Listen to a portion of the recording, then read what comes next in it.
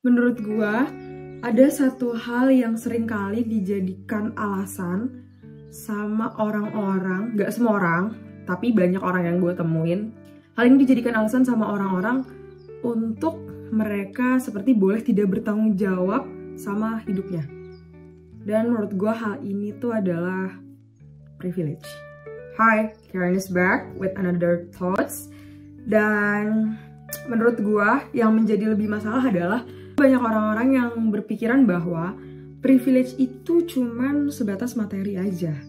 Padahal menurut gue, hak istimewa atau privilege ini tuh juga melingkupi hal-hal yang sifatnya tuh non-materi. Kayak contoh, lo punya fisik yang kuat, lo punya orang tua yang mensupport mimpi-mimpi atau jalan yang lo pilih, atau kayak lo punya orang tua yang lo bisa cerita sama mereka tanpa lo takut dimarahin segitunya kalau misalnya di cerita lo tuh ternyata lo salah. Lu bisa berhitung cepat, atau lu jago di bahasa, atau lu cerdas secara akademis, cerdas secara non-akademis, atau juga didikan keluarga lu yang tahan banting, atau lu punya teman-teman yang sangat-sangat mensupport lu, no matter hard the situation is. Dan itu menurut gue semuanya adalah hak istimewa yang sifatnya non-material. Masalahnya, kenapa orang-orang tuh banyak yang gagal ngelihat ini gitu loh. Gagal melihat bahwa privilege itu gak sebatas cuman materi aja. Oke, gue tahu kalau misalnya fasilitas dan uang, hal-hal yang material lah, itu tuh sangat-sangat membantu dalam perkembangan lo atau memudahkan jalan lo untuk mencapai mimpi-mimpi lo. Oke, gue tahu. Tapi masalahnya adalah itu tuh bukan hal yang pertama, itu bukan hal yang utama.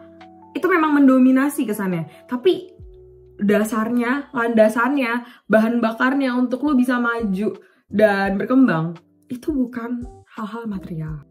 Menurut gua, hal-hal yang menjadi dasar dan bahan bakar lo bisa berkembang pada akhirnya adalah mentalitas lo, daya juang lo, atau dalam dunia psikologi mungkin bisa dibilang sebagai grit. Grit itu adalah salah satu konsep psikologi yang dibawain sama Angela Duckworth, yang dimana beliau menjelaskan bahwa kesuksesan itu tuh jauh lebih ditentukan dari ketekunan lu untuk keep on track gitu, dan semangat jangka panjang lu ketimbang kecerdasan bawaan atau bakat. Dan menurut gua, untuk lo bisa tekun, untuk lo bisa keep on track, lo bisa punya semangat yang jangka panjang, gak putus-putus, untuk lo bisa punya hal-hal itu, menurut gue ada satu hal yang lo harus punya, yaitu adalah kesadaran diri. Menurut gue, kalau misalnya lo bingung dengan konsep kesadaran diri ini, menurut gue tuh ini gak perlu lo mulai dengan oh gue tuh mau hidup kayak gimana, hidup gue tuh sebenarnya tujuannya apa. Gak perlu mulai dari hal-hal yang berat dulu kayak gitu. Tapi menurut gue bisa dimulai dari lo menyadari dulu apa yang lo suka, apa yang lo gak suka. Kayak apa hal yang lo tahu hal ini susah, tapi lu rela melakukan kesulitan-kesulitan itu karena di tengah-tengah kesulitan itu tuh lu nemuin kesenangan di tengah-tengahnya. Mulai dari situ dulu, itu menurut gue itu paling gampangnya. Dan kesadaran ini nanti bisa mengencourage lu untuk punya mental yang tahan banting menurut gue. Karena lu tahu apa yang mau lu lakonin, lu tahu apa goals lu. Karena kalau misalnya lu gak punya kesadaran diri ini, dan akhirnya lu gak punya mental tahan banting ini, lu gak punya daya juang yang tinggi, akhirnya privilege materi itu tuh percuma. Hal-hal yang diistimewakan orang-orang itu pada akhirnya terbuang sia-sia. Karena gini, orang yang gak punya kesadaran diri atau tidak pernah mempertanyakan diri sendiri gitu ya, gue lebih senang nyebutnya sebagai orang-orang malas. Karena menurut gue ya orang-orang yang gak punya kesadaran diri ini sebenarnya gue yakin dalam perjalanan hidupnya pasti pernah ada hal-hal yang men-trigger dia sebenarnya untuk bertumbuh, tapi mereka menolak untuk memikirkan hal-hal itu atau menanyakan diri mereka lebih lanjut, entah apapun alasannya, entah karena terlalu banyak distraksi yang bikin mereka nggak fokus atau hal lainnya. Dan setelah gue perhatiin lagi, gue merasa bahwa kata-kata privilege ini tuh menjadi racun atau senjata bagi orang-orang malas ini, tergantung dimana kondisi ekonominya. Kenapa gue bilang gitu? Karena contoh ya, misalnya ada orang kehidupannya pas-pasan nih, berkekurangan lah misalnya. Dan ketika misalnya ada orang lain yang mengajak dia untuk maju, atau misalnya memotivasi dia untuk berkembang, bahwa mereka bisa keluar misalnya dari kemiskinannya, atau juga misalnya pas mereka lihat ada konten motivasi-motivasi, itu pasti orang-orang males ini yang kondisi ekonominya di bawah menjadikan kata-kata privilege ini sebagai senjata untuk mereka nggak berkembang.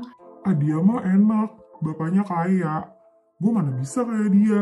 Dia mah apa-apa dapetnya gampang, dari kecil udah hidup enak, belajar gampang, gue mana bisa. Dia mah emang udah pinter dari sananya, gue mah nggak bisa kayak gitu, susah, bakal susah banget. Kira-kira mungkin kalimat yang akan terlontarkan tuh seperti itu.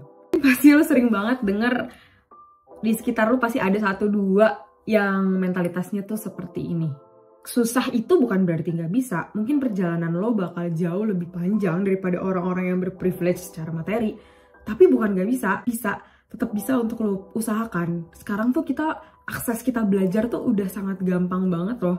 Lo bisa belajar dari internet, lo punya kuota internet, lo bisa belajar dari YouTube, belajar dari TikTok, lo bisa mengakses banyak hal yang free untuk lo belajar. Tapi ya balik lagi, itu karena ya mentalnya mereka males. Jadi mereka nggak memilih untuk tidak berkembang dan membuat privilege secara materi ini tuh sebagai excuse. Dan dulu gue pikir orang-orang yang punya mental kayak gini tuh cuma orang-orang yang memang hidupnya tuh di bawah ekonominya. Maksudnya kayak mereka udah terlalu lama merasakan sakit sehingga mereka nggak bisa berpikir secara jernih. Tapi nggak, sejauh 22 tahun gue hidup ini, gue menemukan justru banyak juga orang-orang yang hidupnya berkecukupan, tapi justru mereka malah bermain-main sama hidup mereka. Seolah-olah, oh ya udah, bokap gue kan kaya, gue nggak perlu lah terlalu usaha banget. Oh ya udah, gue kan sekarang nggak urgent banget buat nge-upgrade diri. Ya udah main-main dulu nggak sih? Ya udah santai aja nggak sih? Toh hidup cuma sekali. Dan akhirnya privilege itu menjadi racun buat mereka. Sebenarnya mereka bisa lebih mudah untuk berkembang daripada orang-orang yang nggak punya privilege secara materi, tapi mereka memilih untuk hidup santai. Nah, seperti yang gue bilang tadi, pada akhirnya privilege itu nggak tentang materi. Mungkin mereka punya privilege secara materi, tapi mereka mungkin tidak dapat privilege didikan dari orang tua yang bikin mereka jadi tahan banting, atau lingkungan mereka yang membuat mereka jadi eager untuk berkembang. Mereka nggak punya itu. Makanya gue bilang privilege itu nggak harus tentang uang, nggak harus tentang harta, nggak harus tentang fasilitas atau materi. Akhirnya ini bukan soal seberapa gampang atau sulit lo untuk mendapatkan akses, tapi kesuksesan itu soal seberapa lo punya mentalitas juang yang tinggi, seberapa lo sadar bahwa kita tuh hidup di dunia ini tuh untuk berkarya, untuk memaksimalkan potensi kita, untuk bertumbuh setiap harinya. Kalau misalnya orang-orang yang males ini berpikir bahwa orang-orang yang punya privilege ini akan mudah sekali untuk mencapai kesuksesan, no, gue cuma mau bilang bahwa kita semua pada akhirnya tuh punya struggle masing-masing. Sekarang kalau misalnya gue mau kasih contoh, misalnya ada satu keluarga yang punya perusahaan yang udah berdiri dari 7 turunan gitu. Apakah lo tidak berpikir bagaimana cara mereka untuk mempertahankan kekayaan itu? Itu pasti struggle. Meskipun mereka hidup dalam nyaman, itu tapi pasti struggle. Pasti mereka belajar mati-matian, trial and error, dan menurut gue itu justru pressure-nya malah lebih gede. Karena lo bayangin kalau lo jadi anggota keluarga mereka yang meneruskan perusahaan itu pressure-nya bakal jauh lebih gede. Karena lo menentukan hidup dan matinya perusahaan yang udah beberapa turunan tuh diteruskan. Dan kayak yang dibilang sama Morgan Housel di buku Psychology of Money, bahwa menjadi kaya dan mempertahankan kekayaan itu adalah 2 hal yang berbeda. Artinya untuk lo bisa tetap persistently kaya pun, itu tuh butuh mental dan daya juang yang tinggi. Lo butuh mental tahan banting. Karena mempertahankan sesuatu itu jauh lebih sulit daripada membuat sesuatu. Makanya kenapa konsisten itu jauh lebih susah sebenarnya daripada memulai. Jadi sebenarnya lu sukses apa enggak, lu bisa growth apa enggak, itu semua tergantung dari mindset lu, pola pikir lu, mentalitas lu, grit lu. Itu adalah hal-hal yang menentukan ke depannya apakah lu bisa growing higher or not. Dan gue jadi mikir, bisa gak sih mulai sekarang, ayo kita coba normalize untuk melihat bahwa privilege itu nggak cuma sekedar materi. Karena menurut gue dengan lo menyadari bahwa privilege itu nggak cuma materi, lo akan jauh lebih melihat ke dalam tentang apa sih sebenarnya yang lo punya, dan lo bisa berdayain itu sebagai modal atau transportasi lo untuk bertumbuh lebih tinggi lagi. Jadi sebenarnya intinya belajar untuk menumbuhkan kesadaran biar lo tahu privilege apa yang lo punya selain materi gitu. Dan apa hal yang lo tidak punya selain materi yang mungkin bisa lo kembangin lagi. Dan menumbuhkan kesadaran itu menurut gue juga berkaitan dengan lo merefleksi diri, melihat ke dalam diri lo. Jadi banyak juga yang gue lihat kenapa orang gak mau melakukan hal ini, karena mungkin ketika lo merefleksi diri lo banyak menemukan kekurangan-kekurangan lo yang tidak bisa lo terima. Jadi sebenarnya belajar untuk meningkatkan kesadaran diri itu akan membuka jalan-jalan lo untuk mengenal diri lo lagi, pasti. Dan masalahnya banyak orang yang menghindari itu karena ketika mereka ngeliat kekurangan mereka, ketika mereka nggak bisa terima itu, akhirnya mereka jadi sakit. Dan banyak orang yang menganggap rasa sakit itu sebagai musuh. Padahal sebenarnya rasa sakit itu menurut gue bisa menjadi alat bantu lo untuk berkembang. Dan gue juga percaya soal usaha tuh nggak akan mengkhianati hasil. Jadi apapun yang lo kerjain, misalnya meskipun at the end goalnya itu tidak sesuai dengan apa yang lo mau, atau mungkin lu beranggapan bahwa lu gagal, tapi percaya sama gue, dalam proses-proses itu lu belajar dan lu berkembang, pasti ada hal yang improve dan grow dalam diri lu. Gue percaya kalau segala sesuatu itu akan manis di waktu yang tepat, dengan usaha yang sepadan. Ya, semua dalam hidup ini emang susah, gak ada yang gampang, gak ada yang gratis. Misalnya kayak, ya lu hidup bermalas-malasan, itu akan susah buat lu nanti. Berkembang dan melawan kemalasan itu juga akan susah. Tapi pertanyaannya, lu pilih susah lu yang mana? Kayak misalnya gue, karena gue nge-gym, ada momen dimana gue males banget nge-gym. Tapi sekarang gini, hidup tua dengan kondisi fisik yang gak baik, itu susah. Nge-gym, melawan kemalasan gue untuk berangkat ke gym, itu susah. Sekarang kan gue pilih, gue mau memilih susah gue yang mana. Karena kan semuanya sama-sama susah. Jadi saran gue, coba memilih rasa susah yang akhirnya akan berbuah manis di depan.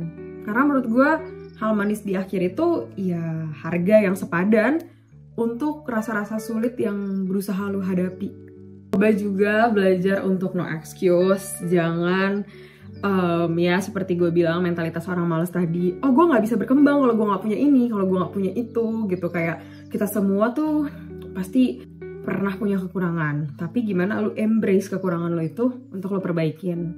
Semua orang itu susah, semua orang itu sulit, hidupnya tuh penuh struggle dalam ranah yang lu gak ngerti. Semua orang susah hidupnya, gak ada orang yang gampang. Kalau lu mau lihat orang di sosial media hidupnya gampang, kesannya ingat sosial media itu cuman hal-hal yang mau kita tunjukin aja, bukan yang sebenarnya apa yang kita hadapi di dunia nyata.